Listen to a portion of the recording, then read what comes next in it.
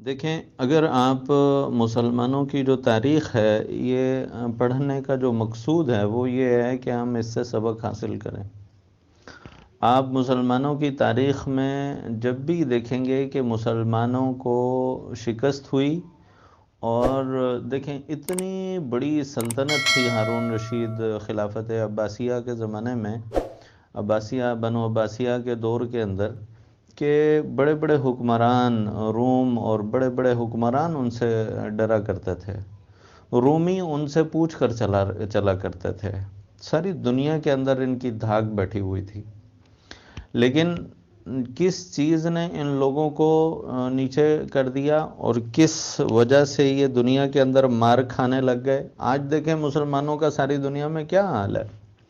اس کی وجہ اور سبب مسلمانوں کی اللہ سے دوری ہے، دین سے دوری ہے۔ کہ حکومت کو ایک زمانہ تھا کہ مسلمانوں کو حکومت، صحابہ اکرام رضوان اللہ تعالیٰ عنہم اجمعین کے زمانے میں ان کو حکومتیں پیش کی جاتی تھیں، اور صحابہ اکرام رضوان اللہ تعالیٰ عنہم اجمعین کہتے تھے ہمیں حکومت کی ضرورت نہیں، ہم اس کے قابل نہیں، ہم اس کا بوجھ نہیں اٹھا سکتے۔ مسلمان قاضی بننے سے، جج بننے سے ڈرا کرتے تھے، امام بننے سے ڈرا کرتے تھے، خلیفہ بننے سے، حکمران بننے سے ڈرا کرتے تھے۔ حضرت ابو بکر صدیق رضی اللہ تعالیٰ نے فرمایا کہ تم 2 آدمیوں پر بھی کبھی امیر نہ بننا۔ ایک آدمی کو وصیت کی کہ تم 2 آدمیوں پر بھی کبھی امیر نہ بننا۔ تو جب حضرت ابو بکر صدیق رضی اللہ تعالیٰ خلیفہ بن گئے تو وہ آدمی آیا، اس نے کہا کہ آپ نے مجھے تو کہا تھا کہ 2 آدمیوں پر بھی امیر نہ بننا۔ کہا کہ ہاں وہی بات ہے کہ امن اور سہولت اور عافیت اسی میں ہے کہ آدمی خلافت سے، حکومت سے، بڑا بننے سے دور رہے۔ لیکن مسلمانوں نے مجھے مجبور کر دیا، میں تو چاہتا تھا کوئی اور امیر بن جائے۔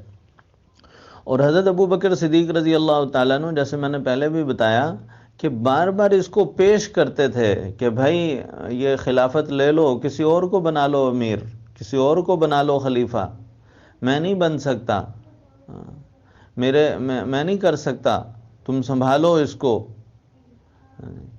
بار بار اس کو پیش کرتے تھے۔ حضرت عمر رضی اللہ تعالیٰ عنہ جب کبھی ناراض ہوتے کسی بات پہ تو حضرت ابو بکر صدیق رضی اللہ تعالیٰ عنہ فرماتے کہ بھئی دیکھو میں نے تو پہلے ہی تمہیں کہا تھا میں تو اس کے قابل نہیں ہوں، آپ اس کو سنبھال لو۔